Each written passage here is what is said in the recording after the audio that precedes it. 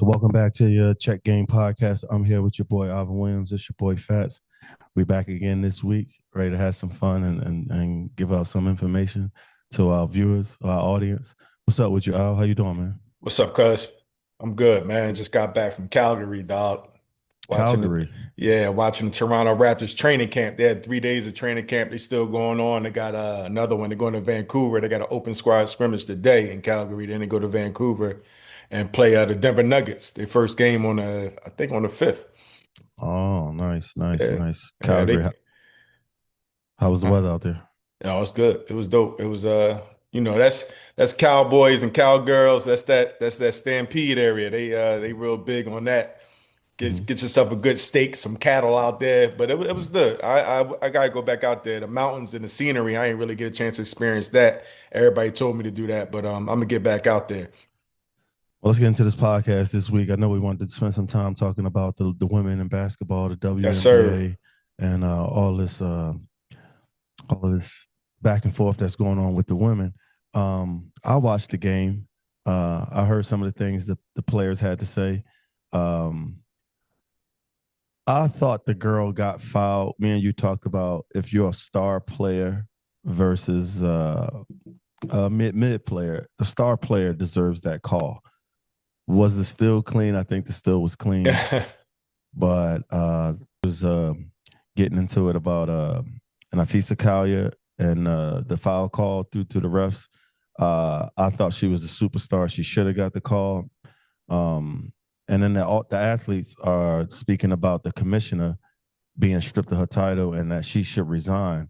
I would like some of your take on or information on how you feel about that WNBA situation that's evolving right now. Yeah, man, it's critical. It's critical for the league. It's critical for the women.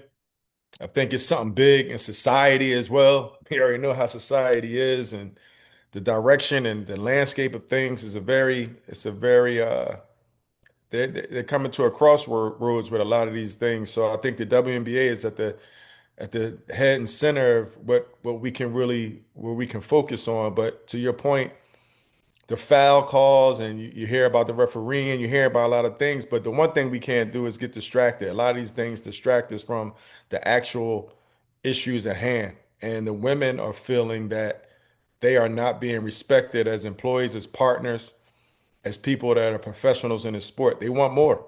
They want more of the revenue sharing. They want an equal, fair, equity part of the business, of the earnings, and all of those things. So when you start tapping into what they're asking for, new leadership. You're going to have to, in this time, you got to have great leadership. And what they're talking about with Kathy, the commissioner of the WNBA, that she's not the person that to be in charge at this point in time. And I like the way they're standing up. Now it's about both sides coming together and making something happen. You know what I mean? Like you gotta dive deep into all of these things. And me going through lockouts and negotiations and stuff like that with the NBA and having us lockout my rookie year, it was hard. You got to get the players to get on board. And the thing is, you have a scope, such a large disparity in salaries sometimes that you can't get everybody on board. Because if you choose to lock out, guess what? I might be straight for the next 2 months because my salary is so big, but the 15th person on the bench may not be. They might need that check. So now the group got to come together, really fight for a cause. So that's where the women are at a position. And now they got to find that leadership that they're comfortable with, that can go out there and then negotiate, and also that will make them get the fair part of the bargain. But again, the revenue sharing is critical for these women, and that's what they're trying to get. They're trying to get an equal share of the revenue. I see that the revenue is an issue, but I also see that there's unfair treatment to employees and some of the things the commissioner Kathy has said about the athletes. It completely rubbed me the wrong way as a leader. It just sounds a bit mean to be that way towards your employees, especially when you got Caitlin Clark and a star player like Nafisa Kalia. So I'm with the girls. I stand with them because that's not tolerated in any workplace, let alone the WNBA. So It sounds like she had a private conversation that was made public. And unfortunately, a lot of the leaders, a lot of these CEOs of companies, a lot of these owners they have that mindset when it comes to athletes. A lot of times, you make it a black and white thing, but in this case, I'm going to make it professional athlete and an owner or a non-athlete. And unfortunately, a lot of people have resentment to athletes. A lot of people feel that an athlete should be thankful and grateful to be in a position to play a sport and make money and be famous and have kids look up to them. People from the outside and people that's not in that position, they have a lot of envy wherever that comes from. And not saying this is particularly the case, but this is not the only case. You deal with a lot of ownership. You deal with a lot of people that's in those workplaces that look at athletes for only one thing, and that's being an athlete. So go out there, play the ball. And we heard it years ago when a woman, the other reporter told, just shut up and dribble. And Excuse me. it's all good. It's one of those things where you have to have the right people in leadership that not only care about they can't care, they have to be selfless to a degree where you care about both sides and do good business. Now, of course, you look at the WNBA, you look at the women, you got to look at the other side because not to get too deep in it, they get they get funded and the NBA subsidize these teams and this WNBA because they haven't had the funds to keep pushing. So they're getting subsidized. So at the end of the day, if I'm subsidizing you, when am I going to get my return? Like how much do I keep pouring in to this league and I'm not getting the return yet? This so when you think about that, we got to be responsible enough to think about both sides. Now, Mhm. again, the women they earn and they are owed what is fair. And you get to a point where, all right, let's open up these books. Let's see how much the WNBA is bringing in. Let's see how much they're being subsidized. And if I'm the person that's doing the subsidizing, or the group that's doing the subsidizing, I gotta get my money back at some point. Are you bringing enough money in for us to keep moving forward and for this to be sustainable? Now, I think for the WNBA, not knowing the intricacies and the details of their deal, you have to get revenue share. Again, if you're getting a bulk of your money from national television and not from uh, merchandising, ticket sales, and all of these other things, you have to grow that pot, broaden that pot, so I can get more money. So the NBA players, they get more money from it. They get a piece of everything. They get 51 cents on the dollar.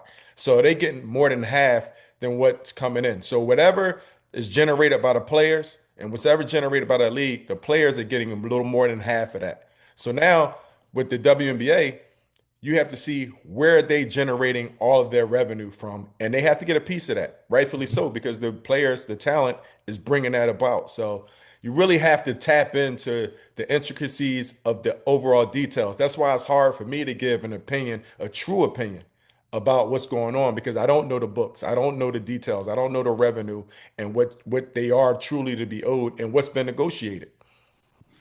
This is where I kind of feel the commissioner Kathy has done the league disservice because I'm aware, like you and any other viewer, that Caitlin Clark has dollars, future dollars in front of her. What it looks like, she's kind of promising with an audience. She's exciting to watch. There's a lot of young girls looking forward to her. So when you say the financial piece right away, I think of Caitlin Clark because I think she has a real opportunity to bring some funds to those ladies. You know what I mean? Some real money or the return back on the investment is what you're saying. Yep. And so with Kathy telling her she should be grateful to be a part of the league, where you mentioned both sides got to be happy because Caitlin probably can bring more than the other side can bring at some point too. You know what I mean? Yeah. Once one side has a pot and then the players have a side where I think Caitlin is almost promising of a bright future to bring some dollars and some awareness to the WNBA. So for the leader being Kathy, I just think she done her business, her employees, her company a disservice by treating the players with that style of you guys should be thankful to be here versus hey, let's work together and lift this product up together. Um, it's not just one person. It's not, and I go back to the NBA. It wasn't just David Stern. It's not just Adam Silver. It's not just Donald Trump. It's an organization, it's a group that has some of those beliefs that allow them to continue to move forward with that and not have much pushback.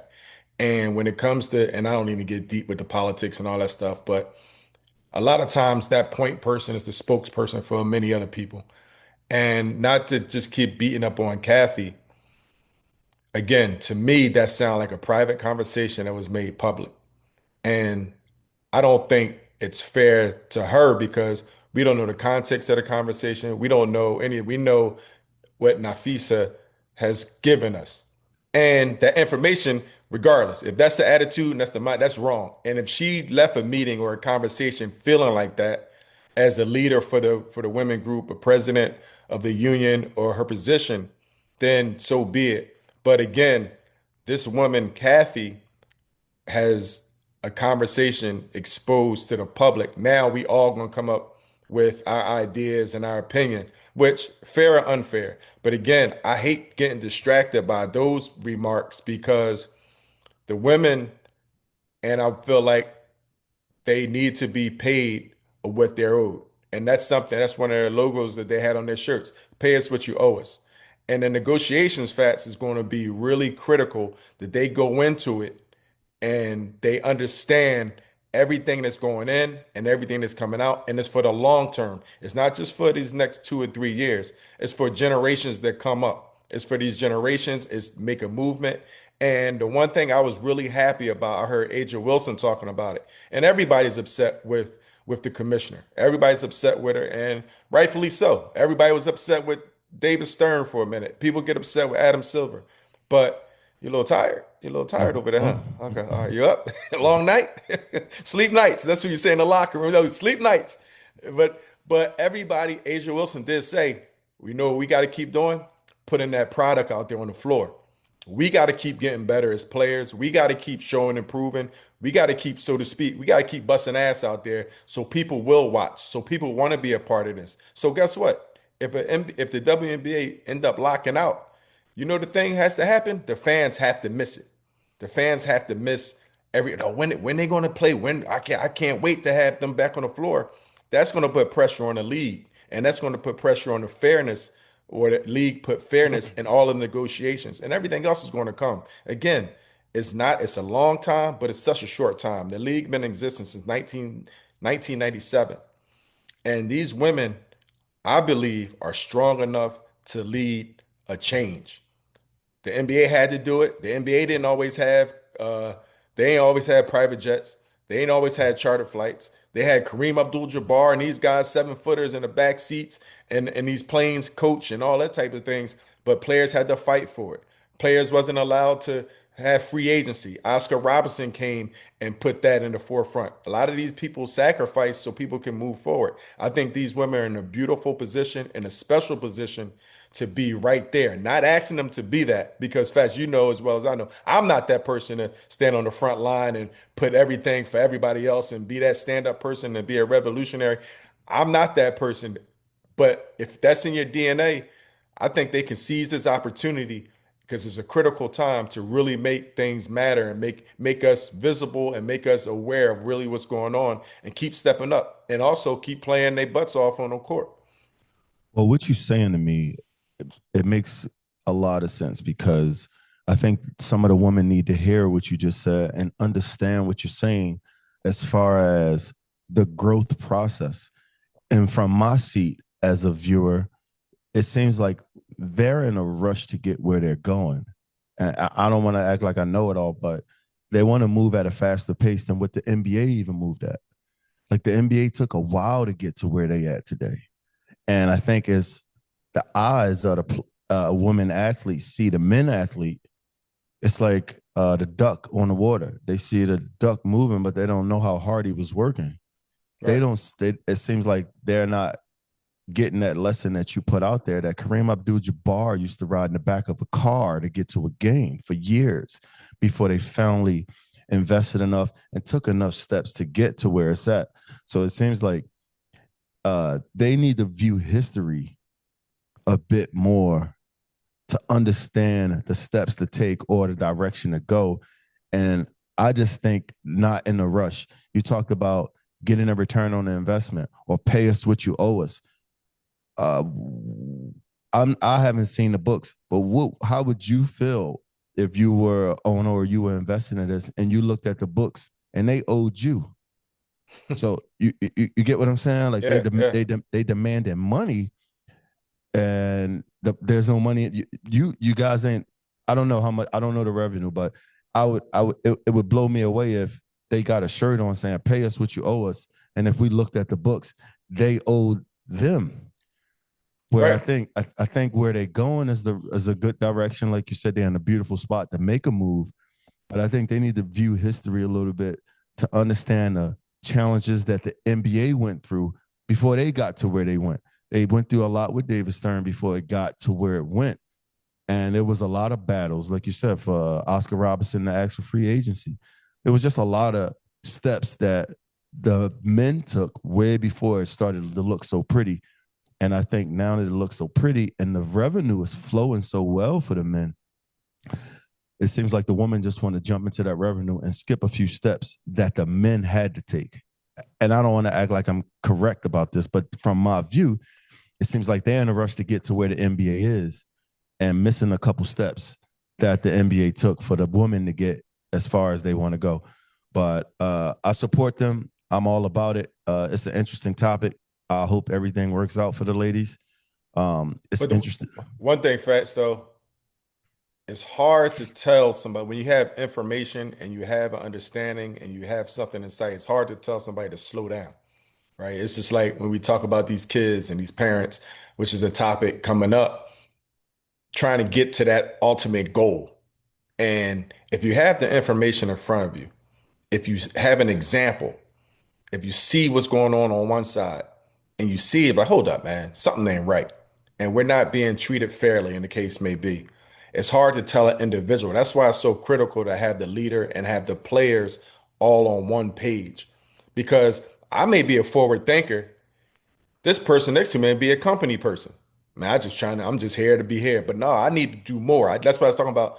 Being that revolutionary person. Like, nah, this is what I see. This is what it's going to be. Like you talk about, like a Spencer Haywood, what I mean, fighting for hardship. Like guys wasn't allowed to come straight. They had to go to college first. You had to do this. And then, shucks. It was before when blacks wasn't even allowed to play in the league, in certain leagues, not just basketball, football, baseball. So to your point, I agree with you 100%. There are a lot of steps. There are little steps. There's big steps to get to where you ultimately want to get to. But my advice to the women in the entire league is to make sure you stay together because this information that comes out, and that's the scary thing about social media in today's world. The information is right there at your doorstep. It's visible, and you can hear different sides, and everybody come up with so many perspectives. And know what happens in my eyes? Everything becomes divisive. It's one side and another side, and it's not productive. It's not two sides coming together. It's my stance, and we ain't never gonna come. So you stay over there, and I stay over here. And the last thing that women need to do, and that league need to do, is really be divided. That's why Mm-hmm. it's spooky for me when I hear a private conversation made public.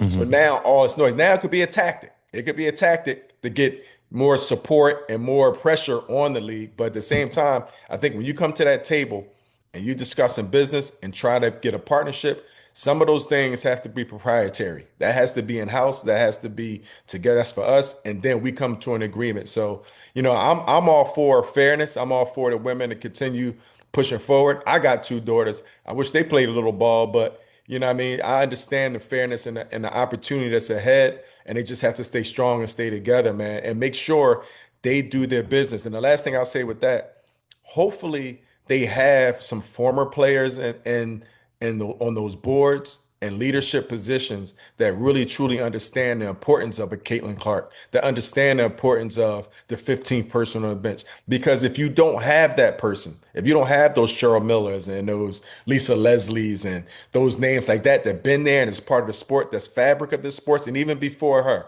like the Teresa Edwards and Dawn Stale, Mm-hmm. like those people, if you don't have those people as sounding boards and have people in those leadership positions, I don't know how far you can go without having somebody truly understanding the fabric of the athlete and the industry. I'm right there with you, myself, and the landscape of college sports and the NIL deals and how that's shaping sports. So, what's going on in college and how you feel about these NIL deals and what's up with that? What's going on with that? I mean, I like it because it ain't college no more, man. It's pro sports, dog. And it's not under the blanket anymore. It's not a secret.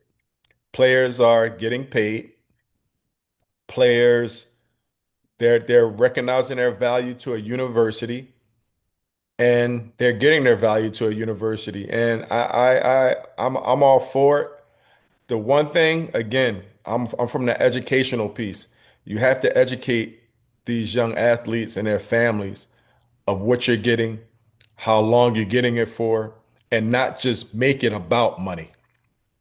Where before, traditionally, you were going to a university and you were going there for the tradition of the university. It could have been a location of the university. It could have been the coaches. It could have been the women to male ratio of, I'm going there. They got a lot of chicks there. They got Right. beautiful, like whatever your reasons was going to college, money was the last thing for most Mm-hmm. universities. Mm-hmm. Now, the negotiations, the understanding, and not just the understanding, but just the landscape of I'm going here for money is really transactional from a financial standpoint, which is dangerous. It could be slippery. And at the end of the day, if these players can maximize their opportunities financially, it's a great head start to when they leave college.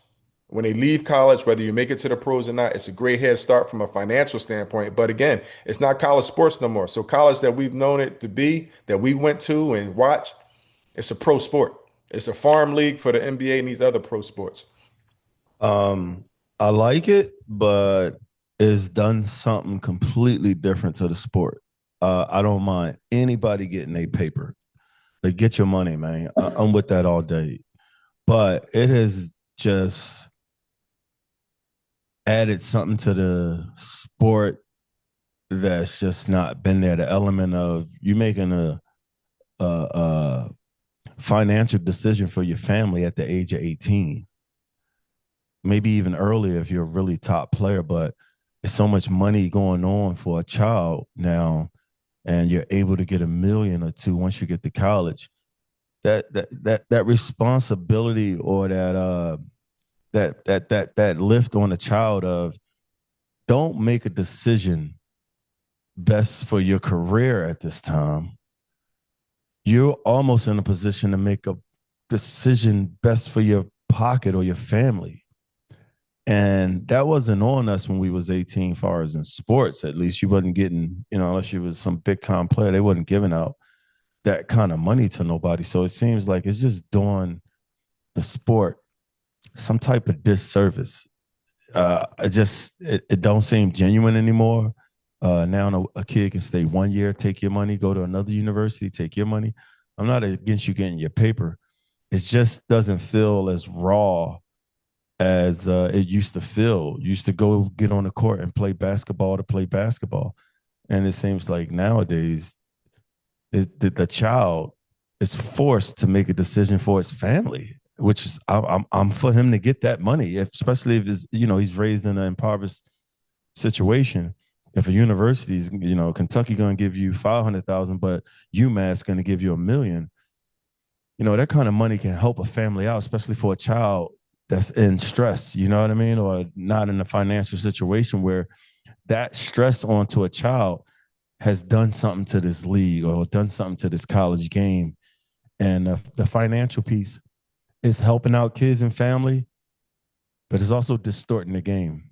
Yeah. And Cooper Flag, for instance, he's a one and done guy. I'm all for that.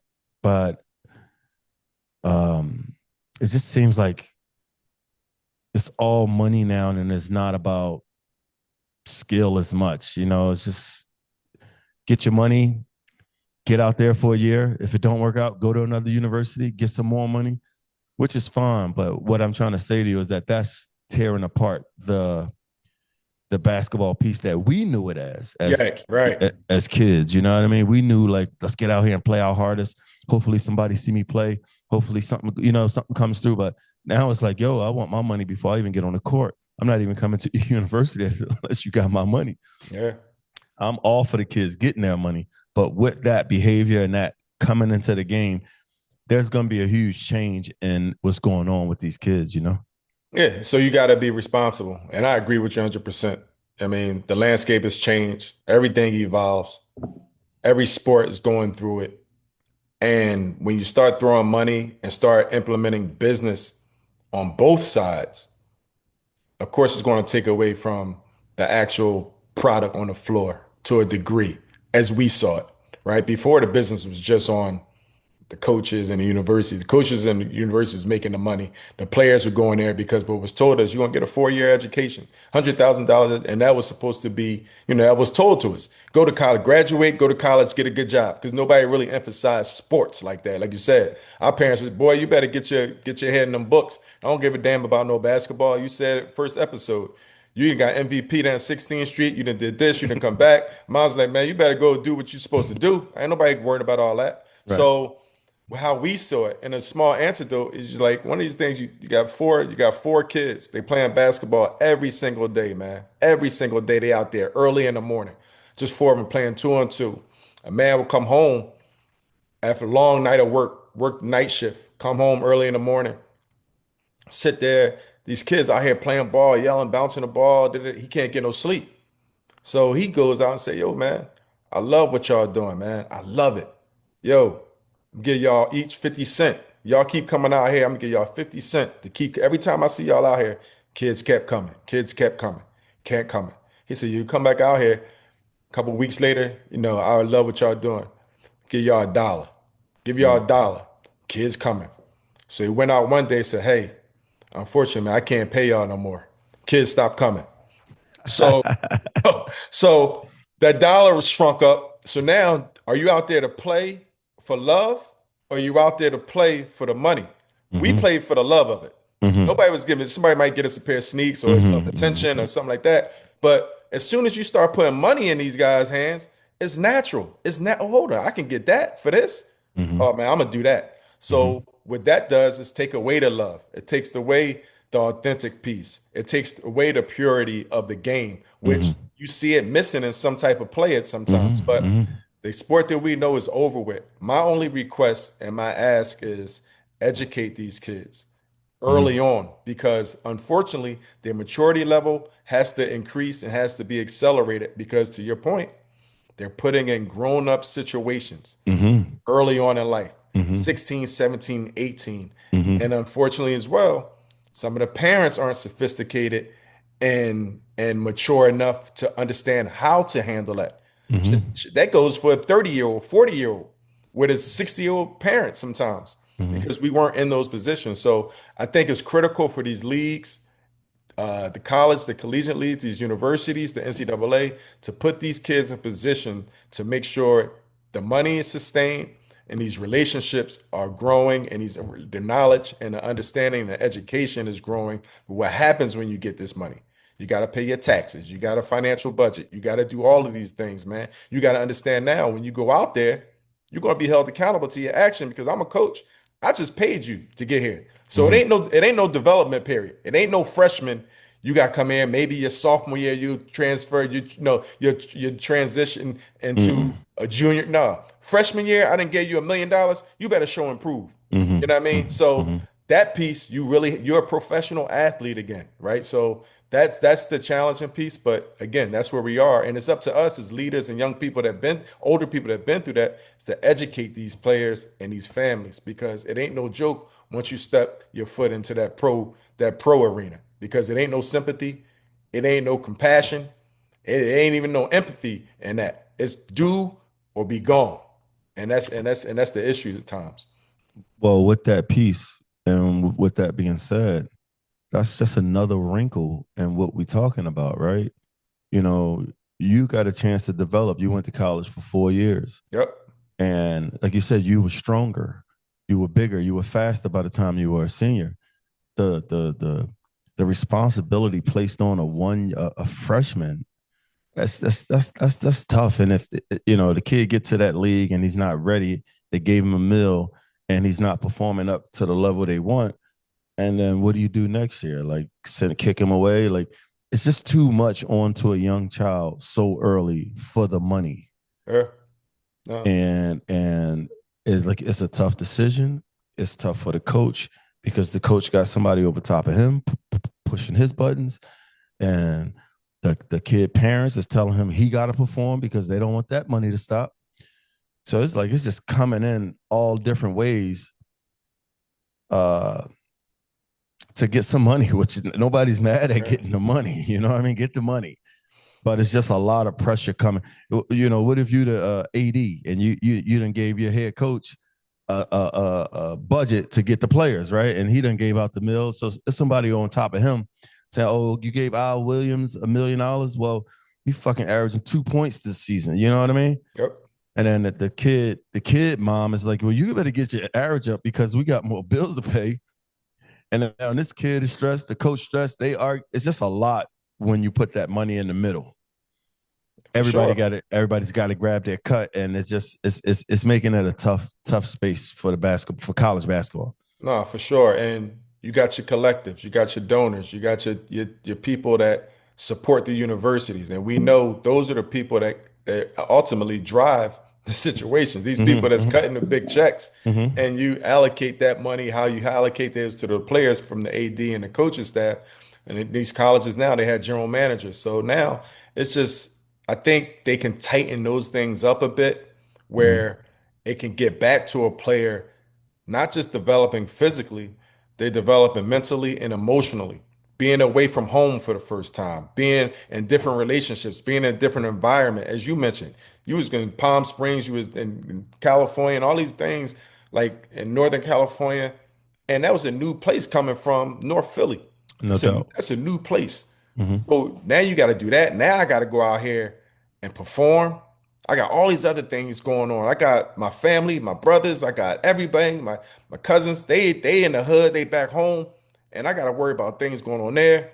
You gave me money to distract. That it's a distraction again. mm-hmm, Like that money is the ultimate distraction because you know what people are gonna say. I don't know what they complaining for, man. He making $1 million. He 18. Man, I wish that was me.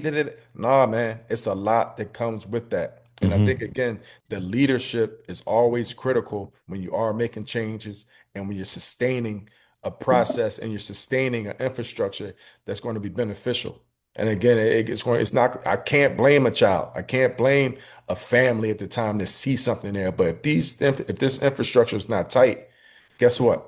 5, 10 years later, you're going to hear about a wave of kids that mental health issues, financial issues, you can't find them anymore. And not knowing how to learn, not learning how to live and be a grown up in this society because so early they were forced to do certain things that, the average 16, 17, 18-year-old kid is not supposed to do because they're not mentally and emotionally developed yet, financially developed yet. So mm-hmm. you just got to accelerate. If you're going to give these kids more money, you got to accelerate the educational process. You got to accelerate the support process as well. Well, what I wanted to say was, me as a viewer, you'll tell me your take on it as a viewer, but even in the pros, we've all seen a scenario where once you give a guy a certain amount of money, they find a lot of other things to do than basketball, especially at a young age. You know what I mean? You're giving a kid $1 million is 18. I don't think that's telling him to go to the gym. That's telling him to go to the mall or go, that $1 million is not making him go to the gym more. And I speak on that like with the NBA. We've seen some players get a lump sum of money and they do perform. And then we've seen a lot of them get money and then they become models. They become everything other than a basketball player. And money does that. That's just what it does. But I'm speaking on it because if you gave me $1 million at 18, the last place you're gonna find me is in the gym. Mhm. You know what I mean? I want so much more than gym, especially when I'm now just receiving financial freedom, peer pressure, your self-esteem, all of those things you feel at 18 when you unsure of yourself, right? You trying to come into yourself as a man or learn this life, and somebody say, "Here's $1 million." I just feel like that takes out the 3 a day workouts that you used to do. Going to the gym every day 3 times. I got 800,000 out. Yeah, I'm gonna go down to Miami this weekend, and when I get back, we can shoot again. But it's just the money is taking the mind from the court.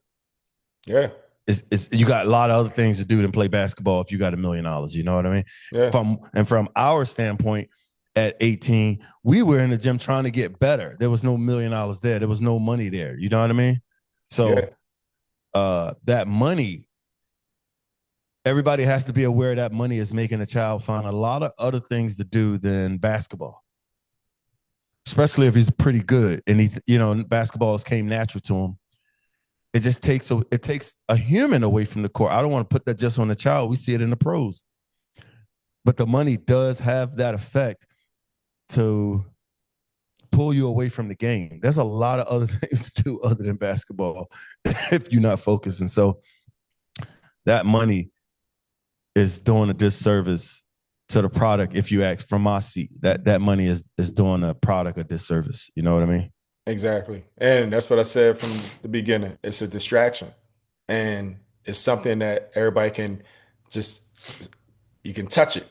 You know what I mean? It's a tangible thing where you can be like, all right, how you getting money? So what? He didn't have 2 points, or man, I got money, or something's going on. I can go to Miami. Where you going? Where these things, and it's a thing, it's going to separate the good from the greats and the people like that. Because if you focus on what you need to focus on, that's what's going to make you different. That's what I got $1 million. If I know how Mm-hmm. to operate with these finances, and I'm still in the gym, because you know what? Maybe I want $5 million. Oh, Mm. I mean, so it could be something that can push you forward. It could be something that can help you get to where you want to get to, right? So it's one or two ways, but to your point, it can be a big time distraction. It could at the same time, it can be motivation. It can incentivize you to want to be more. You just gotta have the right team around you. You gotta have the right people around you. And when you take a young athlete, especially take a young black athlete from the inner city that may not have been exposed to this world, to this lifestyle, you're putting them in harm's way at times. Just like back in the day when it was the SAT scores. It was always something that can distract you. A SAT score didn't tell you if you was educated, if you was smart, if you were capable to go to college, and like oh, and they would put somebody in position where they needed to go to college. They needed to play ball in college to distract them from the hardships of what's going on. But you're going to put this standardized test in front of me to prevent me from playing my freshman year or prevent me from going to a certain school because of these academic, this score. So it's always something where, again, if you don't have people at the table that have an understanding of where we come from and our mindsets, then we're always going to be fighting against the system. Now, people will be distracted with the money. Oh man, he getting money, man. It's game changer. Yeah, it can be a game changer, but it could be a detriment. It could be a big time detriment, not just to you, to your family, and the Mm-hmm. sport, and the sport as well. So you really have to be careful. You have to be sensitive to the topics. But again, if you can maximize these opportunities and continue to grow as a player, continue to grow as a person, continue to be educated, and also be able to take care of yourself financially and have a great kickstart, a head start, hey, I'm all for it. But the NCAA and the others around it have to tighten up to help these young kids and families. Similar to what you said, the NBA does for you guys when they bring you in as rookies. They sit you down and try to talk to you about handling your paper and to Hmm. give you a little advice on your spending. Um, when you said it could motivate kids, it makes me think of like Kobe Bryant or Michael Jordan. And it's just speaking on them because to me, they had their head down for the majority of their career. It just seemed like having your head down doing the work, the money will fall in the back. The money will drop in as long as you hitting your marks. You're doing what you're supposed to be doing. And it seems like the money at 18 has the ability to move you away from continuously moving your mark and staying focused on, hey, the money will come. Let me just stay on my game and do the right things, and the money will just fall in place. Where that's what it seemed. It seemed like that for Kobe Bryant. He got in the league. He was rookie. He played okay. He wasn't a big deal. Then he grew into that space, but he was hitting his marks from his freshman year, his rookie year. Saw like he kept growing every year. Where it seems like that would be the model you would want to take and say, all right, they gave me $1 million this year. Let me work even harder to see if I can get 2 million. But that comes with some structure, like you're talking about, and that comes with a lot of help from the collegiate group to say, hey, look, sit down. Let's discuss this money versus here's the money, and I see y'all when the season start. It just when you talked about it made me think. You said the NBA sits y'all down to make y'all understand financial freedom, what this money can do. Here's a few classes on how to handle the money, manage the money, and I'm not aware if that's in place for collegiate level, but that would seem very helpful to a child to then begin to understand. All right, look, this is how you got this much. This is how long this lasts. This is what you can do with that. Um, by this time, this next season, your mark should be here, your points should be here, your average should be here. And I think that'll help if that's not in place already. But it's definitely doing a disservice to the game itself. I'm happy both sides get their money. Fine. Get your money, kid. The university get y'all money. Everybody's happy there. But me as a viewer and as a fan of the game, someone who loves watching the game, um, it's a bit frustrating, and it doesn't seem like it's all out like back in your day. Allen Iverson, all out basketball in college, and it seems like some of that is taken back because kids are worried about their financial gain versus putting it all on the line like it was back in the day. You know what I mean? Yeah, and that's what they highlight. Again, the finances. When we were young, and you mentioned all those players, the money wasn't forced on them. The money wasn't forced. It was, you see Georgetown. Oh man, that's a prestigious school, man. One of the highest academic schools in the country. They got Big John Thompson there. They had Patrick Ewing playing there. You hear about Duke, Coach K. You hear about Villanova, Raleigh Massimino. You hear about these coaches, and you start looking at that was your goal. You go to the gym like you want to play for Kentucky. You want to play for Duke, North Carolina, Dean Smith. Like you want to do like it wasn't I want to go there and get $1 million or five. Like, nah. So now these kids, if you work in the workforce and not knowing much about the workforce because being a pro athlete, but you know how long you got to work to get $1 million, dog, salary, right? To get to that level, that's almost a lifetime. You're getting there maybe 40 years old, 50 years old, maybe if you're lucky, Mm-hmm. right? Mm-hmm. These kids is getting $1 million and they done played probably 16 hours of basketball in their life, Mm-hmm. right? Like just because of projection, just because of potential. So now you give me $1 million. I don't even know what it means to make $1 million outside of they just gave it to me because of what I've done as a kid. Mm-hmm. So the whole ideology of finances and working for it and earning it is different. So when you see a kid go to the NBA, it ain't nothing new to me. I've been doing this. I've been getting paid. I've been doing. So you already think you've been a pro, and me and you talked about it. Being a professional athlete, being a pro, it doesn't turn off, especially an athlete. You got to Mm-hmm. be a pro from the time you wake up to the time you go to sleep. You got to watch your moves from the time you wake up, you go to sleep, who you go to sleep with. You got to watch everything. So you asking a 16-year-old, 17-year-old, 18-year-old, shit, asking a 50-year-old person to do that is crazy. So again, putting all these things in place, it's a great baseline. But if I had my situation, if I was a father I am a father of a kid, my kid had an opportunity to make money in college, we're not touching that money. We're not touching that money. Put this money in a trust so it can grow later. Because what as a college athlete, you don't need no money, man. You living for free on campus. They feed you. These colleges now, they got your personal chefs and all. You go to these higher thing, you got everything you need. But now, guess what a player do when they get this money? They go get an apartment off campus. They go get themselves a car. Mm-hmm. They go, you know what I mean? I was down one time, and I'm not going to put the players on blast. I'm down Rouge about 2 years ago, Rittenhouse Square. I see these tall, I'm like, man, the Sixers ain't around. Who the hell is these young kids? Come to find out, they college athletes at Rouge, four of them. They had some friends with them. They was having a good night. They was having a good night. Mm-hmm. And I'm like, you know what? I knew a couple of them. Let me go treat them. You know, that was the old thing. You see somebody you know, a young fellow, let me go treat them. Don't pay for that. I got you. Hmm. Then I had to think to myself, shit, they making more money than me. But I'm just like, damn, man, these young kids is at Rouge. I was going to McDonald's, and not to always go back and forth and compare, but what you gonna tell a kid that was eating at Rouge at 20 years old, dog, with their friends and doing what they doing with professionals? You got doctors in there, you got lawyers in there, you got all types of people in there. I'm a college athlete at Rouge, busting a grub with my folks. Hmm. So now, what does that mindset? Now expose it if you can do it, but at the same time, yo, it's a more responsible way of managing your money. Because in college, again, you don't need all that. You don't need it. Well, that's a piece, or it depends on where you sit. Because if I'm thinking of kids where I'm from, they don't have a father in the house.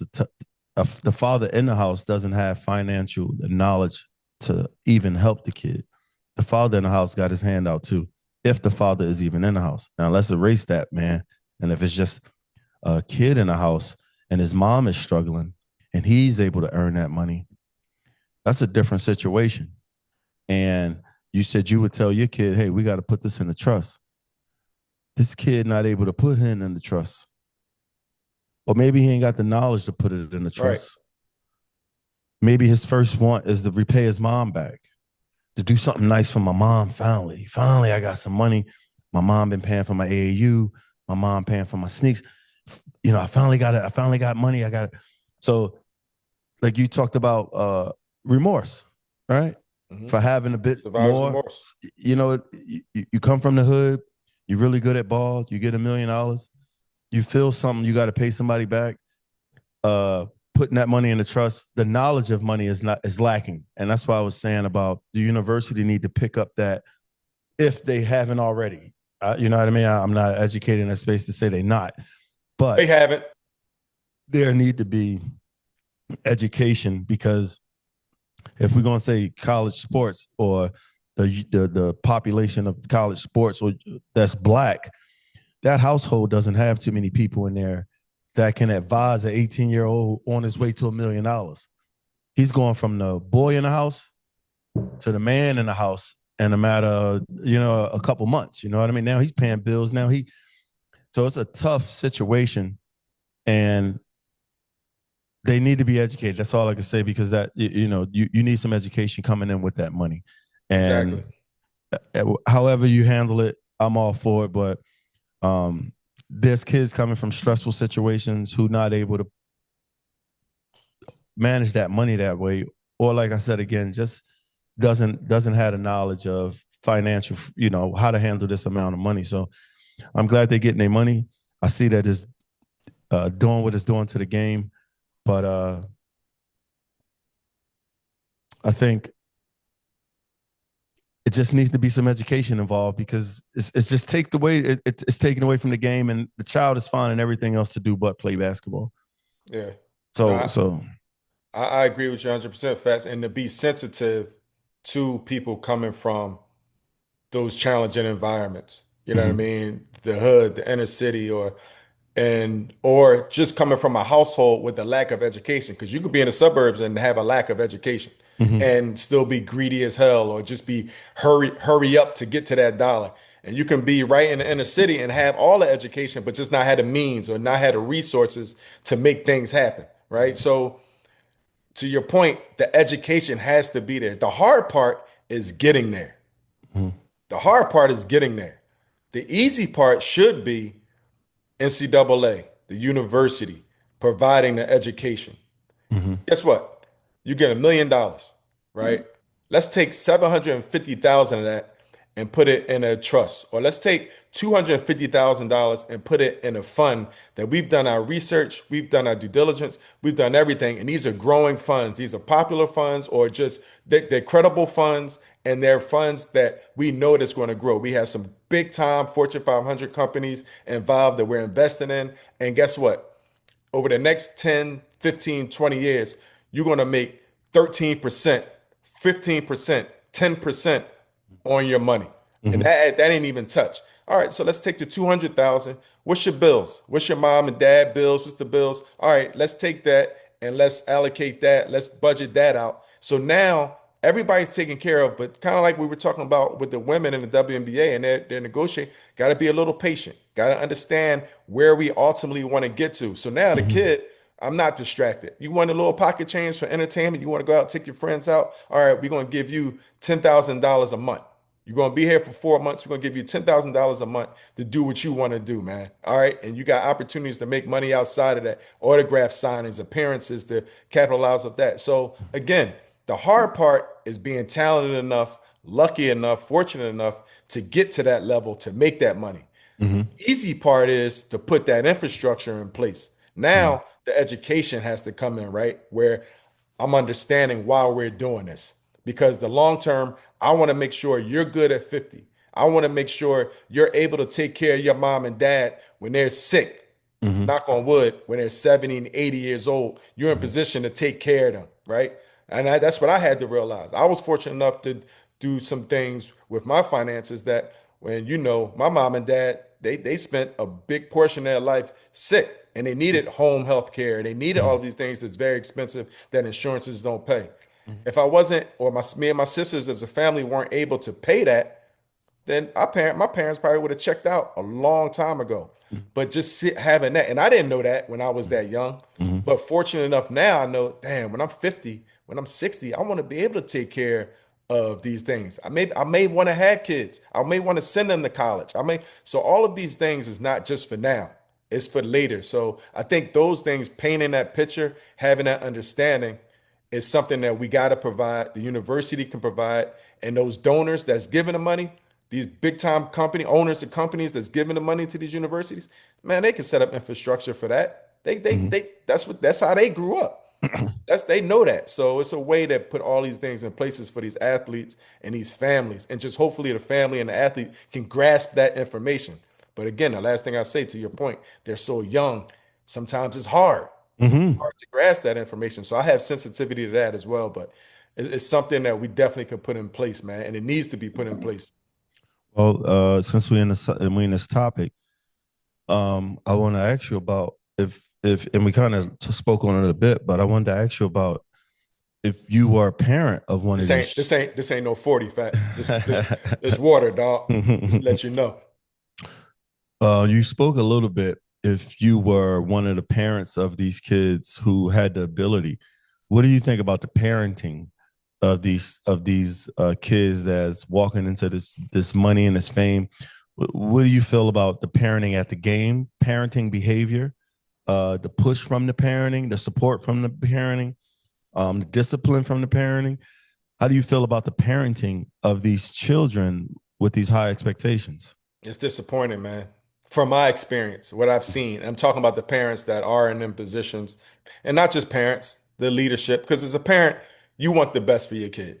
You want Mhm. your kid to have the best experience. You want your kid to be in the best situation. I get it.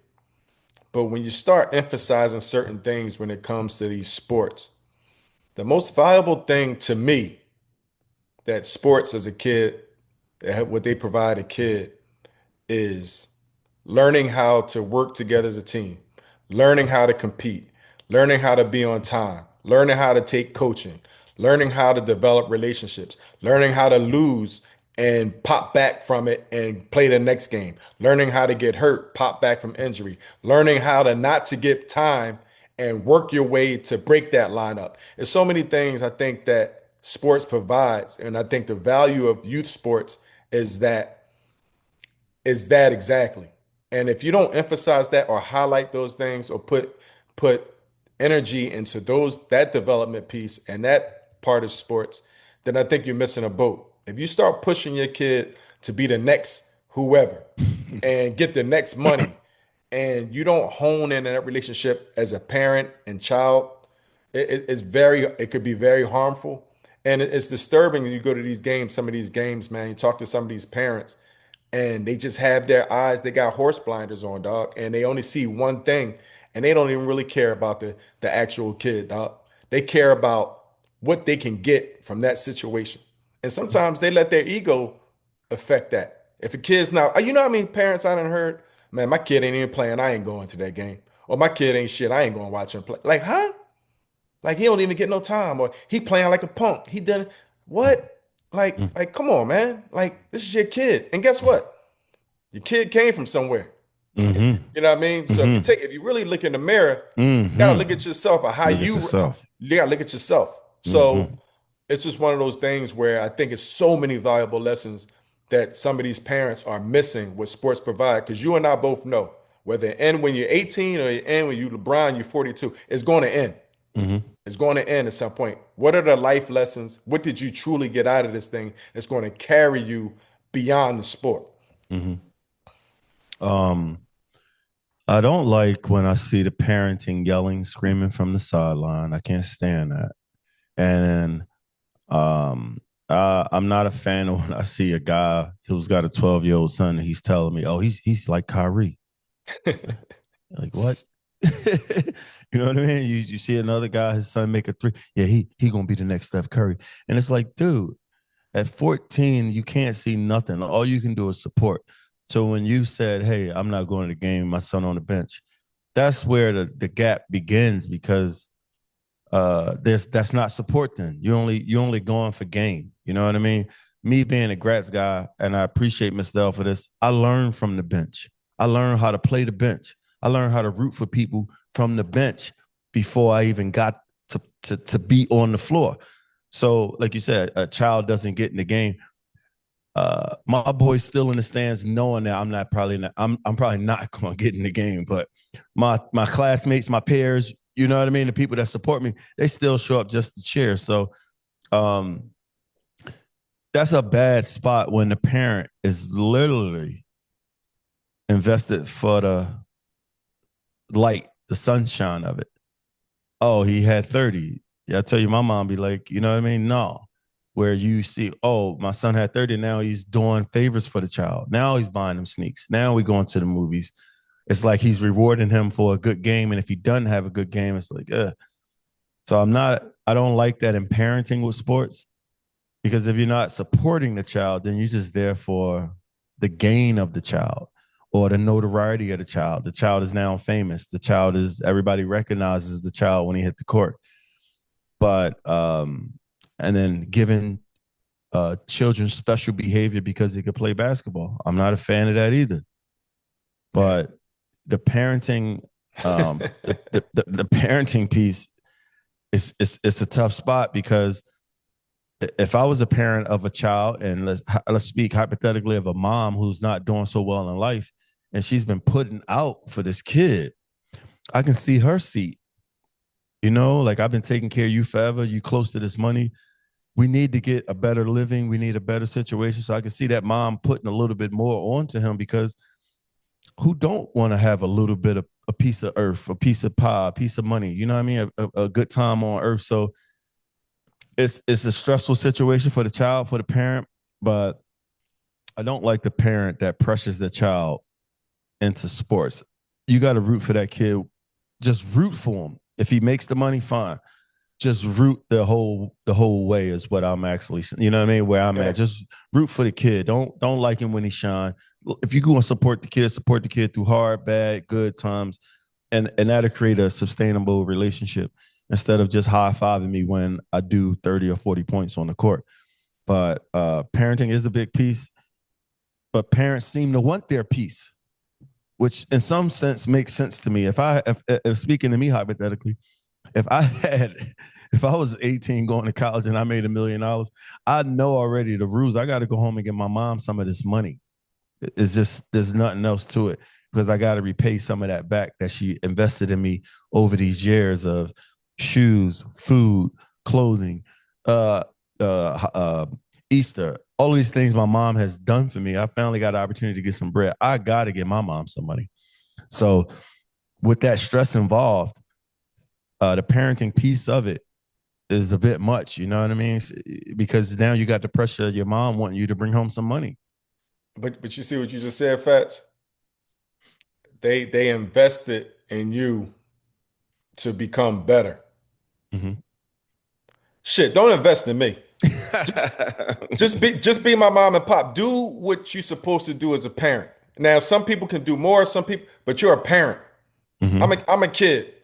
It's not one thing that I'm giving my kids today and hope for something tomorrow.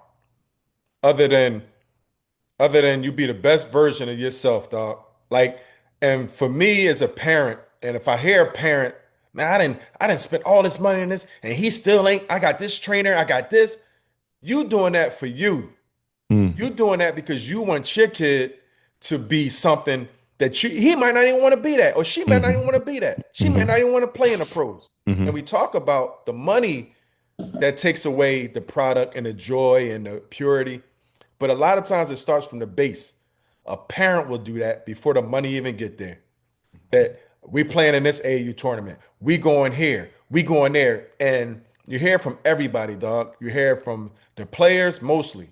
That car ride home after that game is the worst car ride because all they doing is grinding me up.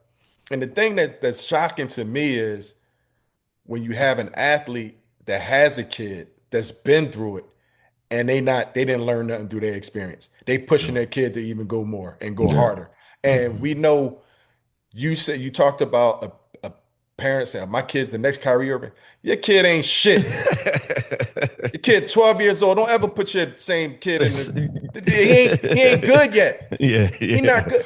This kid is a pro. No, he's not. And He's right. not a pro. You know why? Because he hasn't been challenged as a pro yet. He hasn't been, to your point, he hasn't been given the money and say, yo, you got to still go out there and get 30. He doesn't have the flu. He hasn't had somebody die. And he still had to go out and play. What's my man Chris Jones, the defensive player for the Chiefs, Yeah, yeah, went yeah. to the game, came straight from a funeral. Like Mm-hmm. you ain't do that. That's a pro. He Right. might have some skills to be a pro, Mm-hmm. but being a pro is not just being on that court or on that field. Being a Mm-hmm. pro is how you live life. Mm-hmm. And I Mm-hmm. and I and I get emotional and I get a little frustrated when I see people put these kids in that situation. Let the kid go out there and play. Let a coach be a coach. Let a kid be a kid and let him learn. Let him Mm-hmm. fall, let him get down, let him get up. And if your kid is treated unfairly, whatever the case may be, the politics, and we know politics is a part of it. We all done got jerked. We all have been playing behind somebody we thought was Mm-hmm. better than. We all Mm-hmm. did that. Mm-hmm. But they got to learn through it. And now again, Mm-hmm. if it's a better situation, whatever the case may be, do your due diligence. Make sure your kid is learning from it. I'm not saying every situation is the right situation, but parenting is parenting. Don't give a kid nothing today and hope for a return tomorrow as a parent. I don't feel that, dog. I don't feel Mm-hmm. that. I don't feel that. I don't feel it. The kid ain't choose to be here, Mm-hmm. right? So that's just yeah. Well, when you say that, right, like that's the good thing about our cash. You sit in one seat and I sit in another seat, right? Hmm.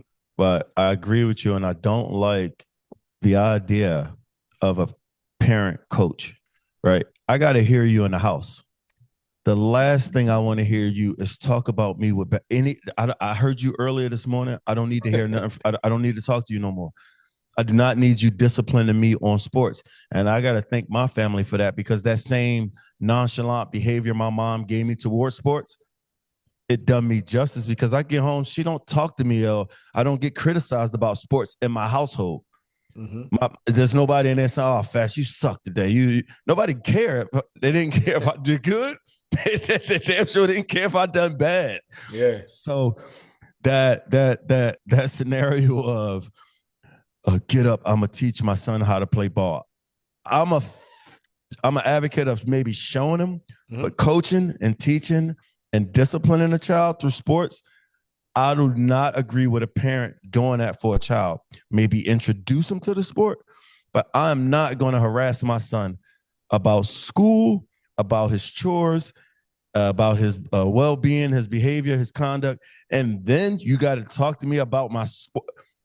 I don't want to hear no more from my parents after all of that. I got to deal with y'all about every day. Now I got to talk to y'all about sports. I don't want that in my life. That's just too stressful when a parent is disciplining a child in sports. You know what I mean? Like Hmm. me and my father are not seeing the same way today because sports. I'm not speaking to my dad today because I played bad and he told me I suck. That's a bad draw. If it's household chores, if it's my grades, if it's my behavior outside of school or in school, I think a child, no, that's my father's right or my parents' right to talk to me that way or make me understand what's right and wrong. But in sports, I don't think that's the place for parenting. I think that's why we have coaches. Mm-hmm. A child to respond better to a coach than a parent. Like I said, I done heard you all day. You done, you told me about not cleaning the bathroom. You told me I didn't do, and now you're about to tell me about the court. I don't want to hear that. So I'm not a fan of a father or the household being involved in that sport to discipline a child over sport. Let that be the coach's job, because then that becomes a fun interaction with a coach. You know what I mean? Like, this is me and coach relationship. He lets me know when I'm doing well. He lets me know when I'm doing bad. You know what I mean? And I could take it from coach. But if I'm in the house with y'all and y'all already screaming at me over my homework, y'all screamed at me because I had the TV on, y'all screamed at me because my video game, and now I come from the court. I'm not a fan of parenting over sports. Yeah. Send them to a coach, you know? I agree with you 100%. And you take the dynamics of a parent and a kid. A kid don't want to listen to a parent anyway. When you tell me to clean but I got to. This is how I got to. Mm-hmm. I definitely don't have to listen to you for basketball. No. I don't gotta listen. Like, I got somebody else telling me. And a lot of times those kids actually start gravitating to another voice. Like, and it's just natural. Like, again, mm-hmm. Like, I love my dad. I love my dad, my best friend. Mm-hmm. And it wasn't until I got older, I was like, damn, my dad was saying the same thing that such and such said. Like, he said the same thing my dad, but I didn't hear it the same way from my dad. Mm-hmm. And my dad wasn't on me. He was supportive. He was quiet, but he wasn't on me. But when he would tell me things, yeah, all right, dad. All right, dad. All right, dad. All right. It was a respect because I was scared of him and I respected him. But all right, dad. But Sonny Hill or John Chaney or T. Parham or somebody tell me, John Arnett, damn, my dad said that.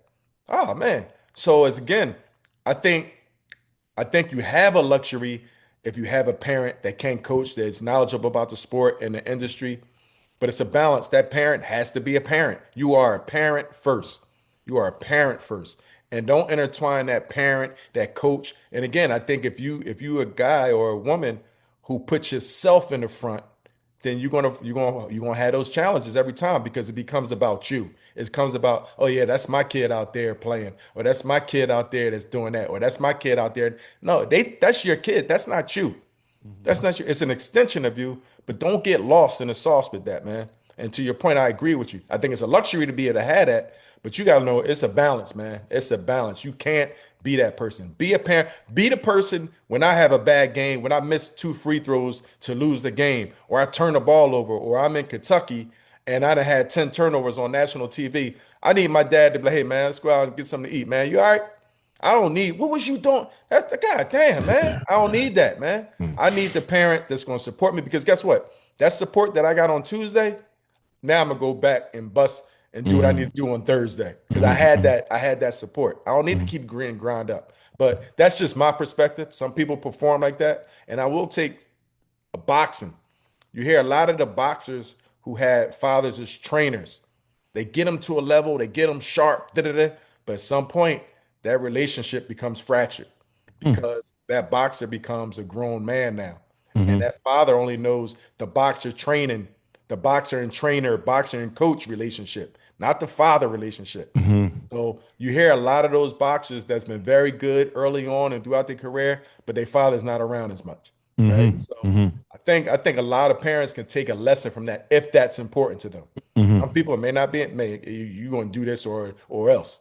It could be that scenario as well. But I agree with you 100%, man. Well, when we lived in Toronto, we had you had a roommate. Rick Brunson was living with you for a few years, and I'd be curious to hear. Hold up, Fats. We never lived together. I thought. Wait a minute. I thought he stayed with you on Queens Quay. I thought he stayed at your apartment for a little while. Nah. Oh, okay. All right. They got that. Let me run that back, Dave. No. So while we was in, keep that. You was wrong with that one. While we was in Toronto, Rick Brunson was there. He was with us though. No, he hung with us. He stayed at the house a bit, right? Yeah. But I'll be curious to see how he handled him and Jalen, because maybe, like you said, there was a point that Rick carried Jalen up to a point and realized, I'm getting tone deaf with Jalen. Or maybe he fathered Jalen all the way to the man he is today. I'd be curious to find out information. And same with Steph Curry and Dell Curry. We don't see that relationship to know if Dell walked him all the way up to the pro, or at some point Dell said, all right, Steph, you know what I mean? You got the tools already. I showed you the tools. Now here's some other guys to sharpen your tools up, because you're getting tone deaf to me. You don't hear me that much no more, Steph or Jalen. But for the father-son relationship that has completed to be a pro, I'd be curious to see how that worked out, or when they let the leash go. You know what I mean? They say, all right, he's not listening to me no more. I got to put him with somebody I trust my son with, like you said your dad would do with you. Ellaby, all right, Ellaby, you can have Al. John Arnett, all right, Al, you can. So certain people, he trusted their voice for you. All right, Ellaby ain't gonna tell Al nothing crazy. John Arnett, Sonny Hill, they ain't get. So he was okay with letting you hear those voices versus a father trying to say, oh, this is just me and you. So I'd be curious to see how that worked out with Steph and his dad, definitely Jalen and his dad. Well, you already know how it worked out because you can see the dynamics as both grown men. Mm-hmm. Jalen revere his dad. His Mm-hmm. dad is on the coaching staff till today. If Jalen didn't mess with his dad, Rick Brunson probably would not have that job. Right. As good of a coach as Rick is and knowledgeable as he is, if Jalen was like, nah, yeah, that dynamic is not the best dynamic for us and the team. But to talk about Rick and even talking to both Dell and Rick told me he stayed out of it until Jalen was like, yo, Dad, I want to be a pro. Oh, you do? All right, bet. So I think he was probably around 12 years old.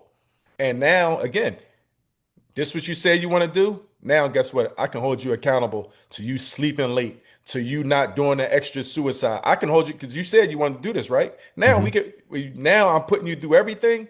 Guess what? Now you make that decision. That's what you still want to do. I'm here for you to support that.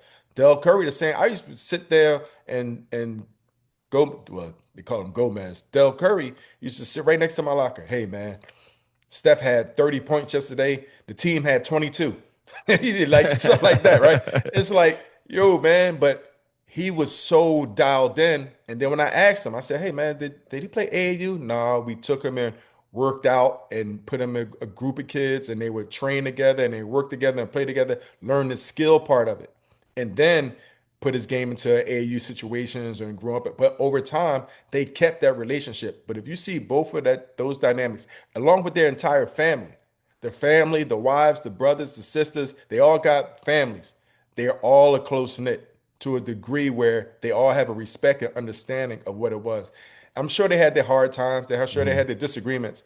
But you can look at those relationships now and see, they did it. They did it the right way. And forget the success of both of them. Because Steph and Jalen, they're beautiful people. They are beautiful people. They come from beautiful families. And that's key, man. And that's what I look at. They're not from the inner city, not inner city, but they didn't grow up in the hood. They grew up noted. They families, their fathers played in the NBA, different experiences, but they had resources. They had all of those things. And fortunately enough, I'm in that type of situation. So I got a great blueprint, not from my own upbringing, but watching how they did that and how they just were supported fathers that had resources. And I think they exercised that beautifully. But talking to Jalen and talking to Dell, they both, at a time where those kids wanted to make a push, they made a push. And you look at Steph, baseball, football, golf, it wasn't just one sport. They enjoy multiple sports. And that's another thing. I think it's critical to put kids in multiple sports and not just concentrate on one. Well, that's where I'm from, but you play it all in the projects. You play football, baseball, basketball, swim, you do it all. But what you said was really key, and it's noticeable. It really is noticeable through the television, because I don't know them personally. Maybe we spent some time with Rick, but I don't know Jalen and Steph or his dad. But from the view, we could see that relationship is beautiful. Their relationship is beautiful. So, like you said, they done it right to where Jalen is just as happy to see his dad as a father and as a coach.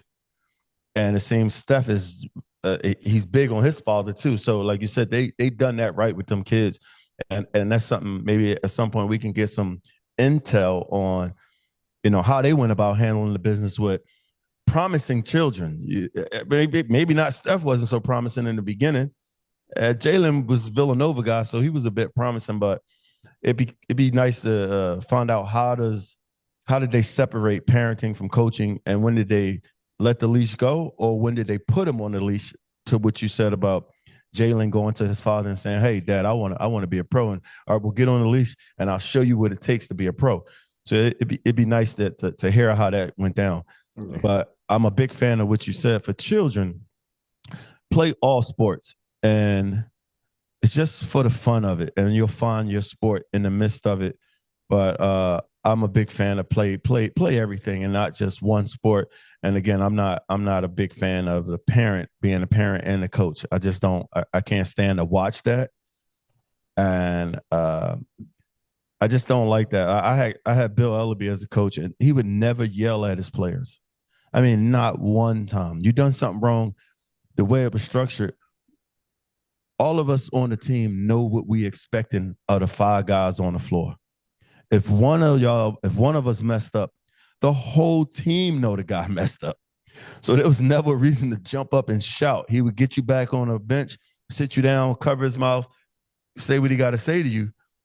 But it was never an embarrassing moment of that parenting. It was just literally coaching where the team knew we messed up. So you wasn't so embarrassed. It wasn't like he pointed you out for messing up. We all know the play was 5 and you went left when you know. Mm-hmm. So that felt like coaching when I got to the bench and he disciplined me versus parenting. You know what I mean? Mm-hmm. So yeah, that's where the line draws for me versus parenting and coaching. It's a thin line, but be my parent. I'll find somebody else to coach me. You can't parent me and then try to chastise me about my game. I'm not a fan of that. It wouldn't work for me. But like I said, I'd be curious to hear how it worked out for some other families.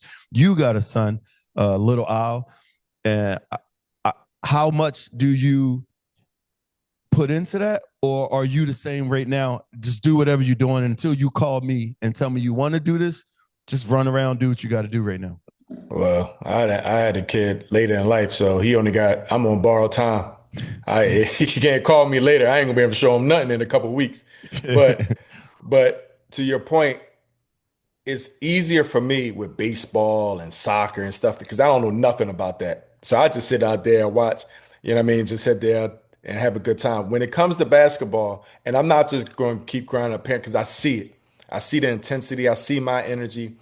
But I had to check myself one time, Fats, when I started being upset with Al, and Al is just growing. Like he's 9 years old, just coming into it. He don't play every day, but he enjoys playing with his friends. But I had to check myself when I'm looking at him like, man, he not doing this. He not finishing his layups. He letting this dude blow by him. His shoe come untied, and he running around with his shoe untied. I realized my son ain't know how to tie his shoe. I said, I'm worrying about the wrong thing. I'm getting delayed games running out there as a parent tying up his shoe. I'm worrying about a damn layup. Like, no, man. Like, life is. Let's work on some life skills. If you want to play some basketball, I can't keep finding these with them Jones the Velcro straps. You need to learn how to tie a bow. So it's that too. It's a fun time, and what I've learned too, Fats, is that the time for growing, the the embryo stages of sports and the early beginnings, and then it's different stages. Enjoy it as a parent. Try to enjoy it because it's going to go. Me personally, dog, I'm not pushing my kid to sports. I'm not pushing them to sports. If you want it, we have resources, we have connections. Maybe I can put you in a great place where you can get better. I can be out there and have father, son, father, daughters situations. But from what I experienced in sports, as much as I love basketball, and you was there with me, dog, and you done saw the tears.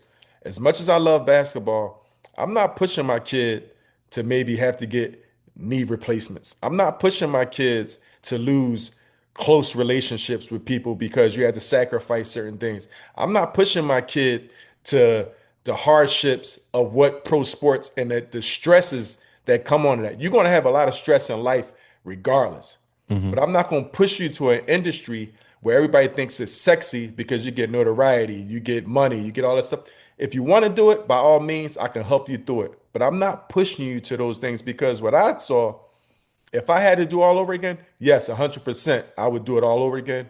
but I had a lot of dark times, man. I had a lot of dark times. I had a lot of situations where I wouldn't want that for anybody else.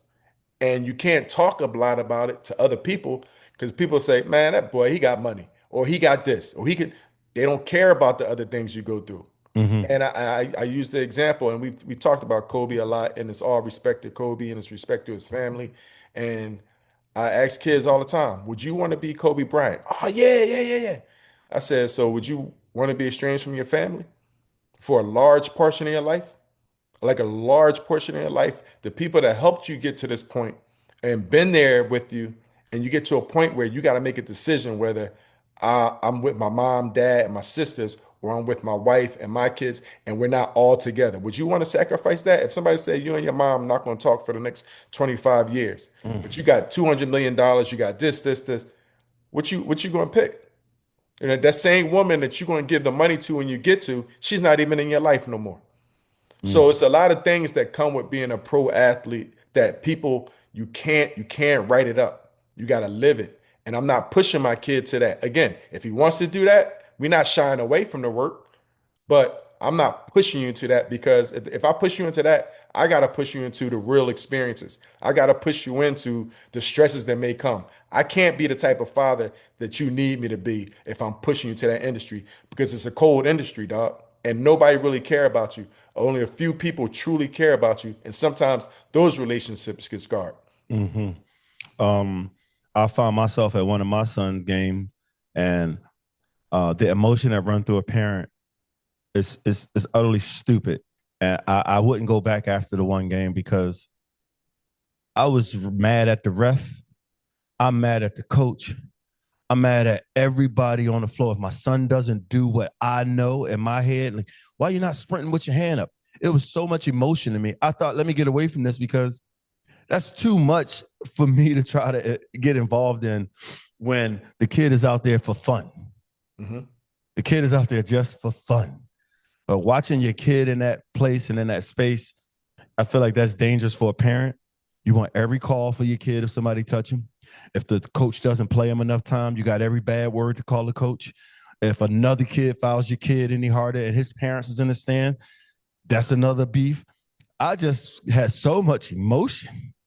I thought I'd rather watch you play something else because, like you said, you rather watch Al do something you're not intelligent in other than basketball. In basketball, you know what he's doing wrong all the time. Mm-hmm. And in the other sport, and that's how it's supposed to be treated for any sport. Go ahead. I don't care. But because we got basketball history, I feel like that put us in a bad emotional space watching our child play because you got emotion with the game. You want him to win the game. You want him to score a basket. You don't want him missing foul shots. There's so much there where we getting invested into something that don't need to be. That kid is out there to get 0.000 and sweat. You know what I mean? He's out there to laugh, joke, and have fun. But going there and watching them perform, it's an emotional roller coaster. I didn't enjoy it at all. And I would never be that parent that scream and yell at a kid on the court. That just is not that's not in me, and I don't agree with that at all. No, I'm with you, but I will, and I'm gonna challenge you because that's when you got to step outside yourself and all those emotions that you carry watching the game. We talked about it before. As parenting, he might need you with those rough times. You got to take that shit out of you because and it's hard. I've been there too. You got to take the emotion out and just we there to have a good time, man. I'm here to check him out. Forget he missed the left hand layup. Forget the coach been. Mm-hmm. I deal with it, and then you observe it. Like, you know what, this might not be the best situation for you, man. Or talk him through it. A lot of times, man, don't worry about that. Go play hard on defense. Or make sure that whatever the case may be, because we understand the importance of that. You talked about Mr. L. And I think a lot of people, a lot of parents and coaches in leadership positions, they forget their own experiences and take something good from it, take something bad from it, mix it in, and now you have your style and your approach. And I Mm-hmm. think, and again, it is hard, dog. It's hard sitting out there watching your kid not be successful. But if you take the big scope, he's being successful. He's not sitting in the house doing nothing crazy. He's not on this game. He's not running these streets. He's being in a position where he's productive, being productive and learning. And it may stop today, but this one moment, we got time together, and we got this moment where he is growing from an aspect. And we may not know at that moment that he's growing, but when he's 7 years old now, maybe 12 years old, you'll be like, oh yeah, I remember that. Because we know what we know. We got memories at the end of this day. We can embellish a little bit, we can tell these lies, we can tell accurate stories, but we have these moments that we can say, we can sit there and reflect and be like, yo, I remember my pop was there. I remember I threw the I couldn't even tie my shoe. My pop had to run on the court, delay a game, and all that type of stuff, man. Those are valuable moments that go deeper than the sport. So I Mm-hmm. think I think at the end of the day, parenting has really changed, not just for sports, just in the environment, society as a whole. Anyway, the Mm-hmm. laws have changed that don't even allow the parenting that we grew up with to even be enforced. And I think Mm-hmm. coaches has to be checked as well. The coaching style that we got from Mr. L, from John Arnett, from Calvin Lewis to Rodney Handy to all these coaches that we had, like growing up that I had, these were pure coaches that had our interests at heart, and they taught us the right way, and they taught us how to be accountable. A lot of these coaches not here for that. They here to say, I coached that kid. When you make it, let me get some tickets, or let me get Mm-hmm. $1, or Mm-hmm. whatever the case may be. So it's just a different outlook, and it's a different approach across the leadership base and youth sports as a whole. Mm-hmm. Well, I think we nailed that. That was a good conversation, and I'm glad we tackled that for the parents, the kids. I'm glad we tackled some space about the women basketball. I'm glad we covered the NIL deal, and that seemed to wrap up Check Game episode 4. In fact, you definitely did. I want to throw us a curveball real fast. Mm-hmm. Something I was thinking about when I was coming home yesterday. I would like to start at the end of or beginning of our conversations. I want to start highlighting and giving some shout outs to some of my former teammates. Mm-hmm. 30-second, 40, 45-second, minute, like just a shout out. Because some people don't get deserved or get noted, or people that was I really watched and looked up to and got a chance to play with and learn from. And I wanted to start doing this after some of our segments and editions of our conversations, if you don't mind. I'm all with it. I would love to hear you shout them out. So first, I want to shout out Doug Christie. Mm-hmm. Doug Christie is a player, and this is just off the cuff. He's a coach for the Sacramento Kings now. Played for Sacramento. I played with Doug in Toronto, and a few things, and we button it up too. But this is just raw. Doug, he to me, he was a consummate professional. Always in shape, always on time, very consistent, his attitude and his game. And not speaking much about his game, but he was a hell of a player, hell of a defender, two guard. And that's just one of my teammates, man, that I wanted to just give a shout out to. And I'm gonna do it every episode, teammates, and just touch on people that's made an impact in my life, man, and made an impact in my career. And I shout out to Doug coming up to his upcoming season. All the best for him in Sacramento Kings as the head coach there full season. And I'm wishing him all the best, man. But Doug Christie is one of those boys that people don't talk about much, but had crazy game and a consummate professional, man. Well, I'm sure he appreciate that, man. Shout out to Doug.